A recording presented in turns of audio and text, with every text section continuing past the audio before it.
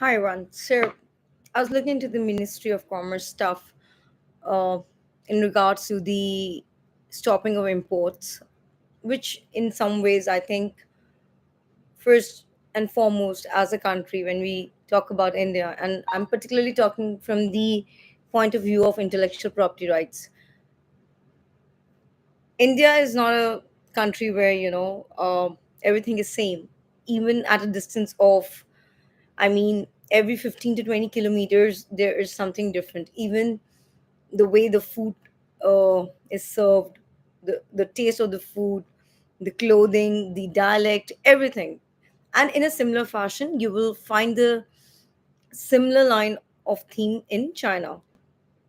Now, the thing is, yes, because when the clothing import is stopped, then brands like Mark and Spencer and others, which are international in nature, they have to have the clothing made in India, and that's how India would be able to generate employment for the small grassroots level organizations, enterprises. That is one way of seeing it. The another way is when any country in the world revolts, and especially against the neighbors, the paramount point of contention here is what will be the impact from the other part of the nation.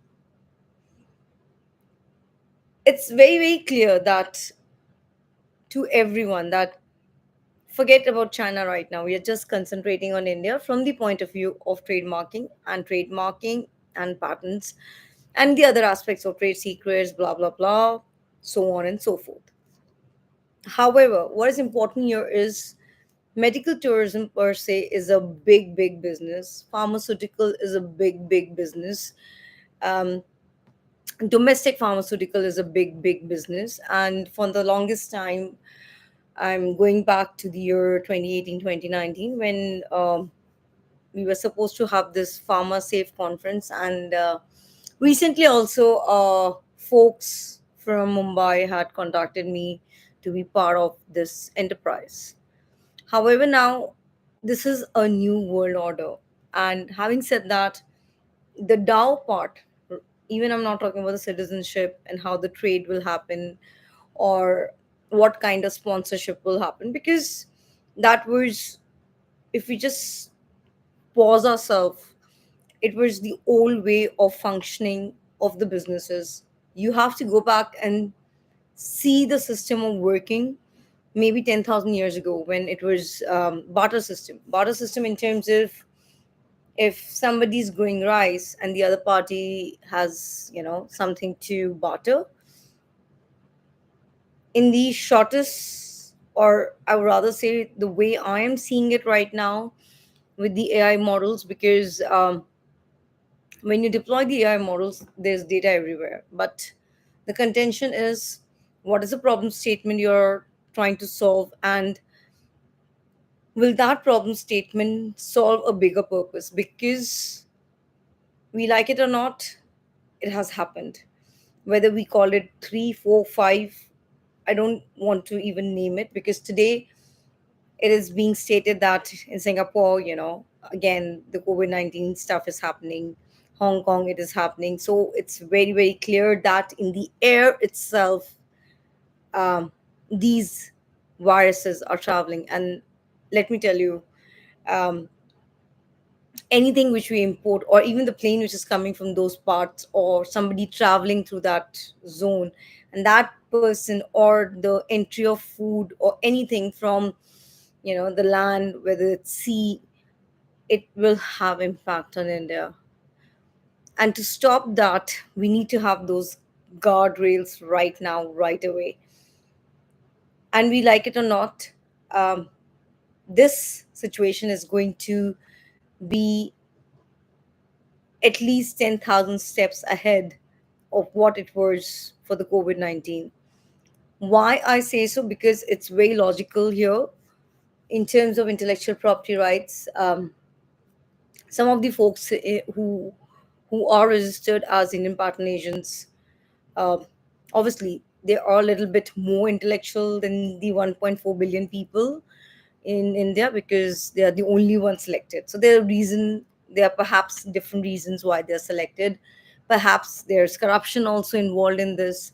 So I'm not getting into that aspect. What is important here is to save more souls right now, so that the world can see the next world order. Because whenever this change happens from one order to the other order,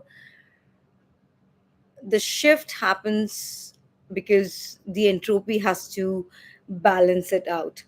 So when I say the entropy has to balance it out in terms of intellectual property rights, and let me tell you, there has been so much um, IP developed, in terms of IP developed, which is just on papers. And when you use the open source models, honestly, that is not even patentable. So perhaps just go with the party patent stuff, which is for 10 years, and do the changes. Whosoever has those 20 years, the government should take cognizance of it, convert it into 10, make it easy for the peps to get into it. The other aspect is what will happen with the Indian patent agents. What is their future?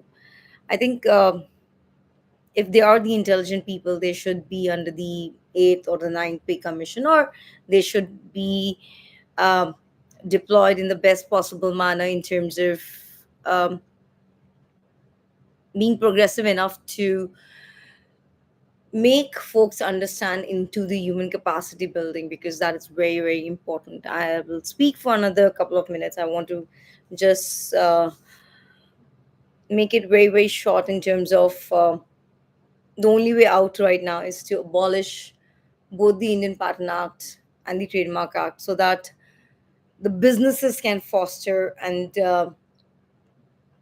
we have to look into the aspect of the different authorities, because there, if you see the Supreme Court cases, High Court cases, there are so many cases against the controllers, whether it's the drug controller, whether it's the patent controller. For me, because on the timeline I've seen a lot of controllers. The one I really echo with is Mr. Korean. He actually changed the landscape a lot. And in those initial days, there were not many domestic players who were filing patent applications. It's just that with the startup culture and all this, what is happening right now, there's filing, there's tussle. The patent agents are not treated well. They are treated just like, oh, as if it's a call center. Indian patent agents are not call center people. So the point of contention is the government has to take care of the this these people, because they're all a little bit more intelligent. If they are so, if they are not, then just abolish it and just give them money back. They will figure it out on their own. They're intelligent enough to do businesses. If somebody has to sell clothes, the person is going to sell clothes. If somebody has to sell jewelry, the person is going to sell jewelry, or get into the teaching.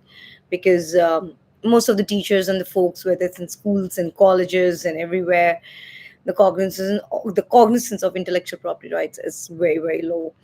And the intellectual verse, which we are building on Impala, there are so many launches which are planned out. I mean, though it's not in the public domain, very in a very in a format where people can actually read the paper, the playbooks, and the all. Because every day when I think I'm going to publish that, then something happens in the world, and I'm like, okay, it cannot work like this.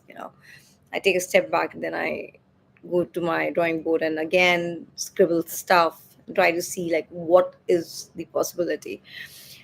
So easy way is just get with the party patent 10-year stuff. At least let the folks be happy.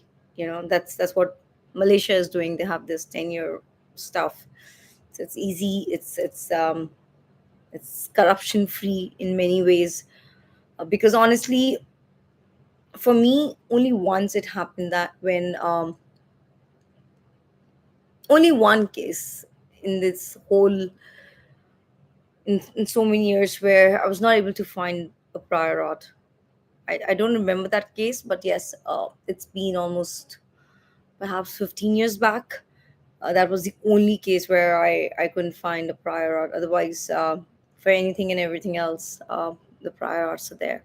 And with these LLM models and AI, I mean, God forbid, I don't think so anything is patentable anymore, because people just get an idea, put it on the AI stuff, generate the AI generated stuff, file it before the patent office. So the whole um, block of building of intellectual property rights is broken. The capitalistic way of working of intellectual property rights is broken.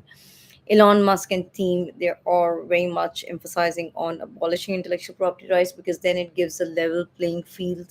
And there are players of all kinds. I mean, there are good players, bad players, neutral players. Good players have the onus of creating models where, the input is such. Even the bad players, at least they should be given a couple of chances before, the DAO comes into place, because justice has to be served. Justice cannot be delayed in terms of time, and uh, because so much has happened after COVID. That's a sad affair.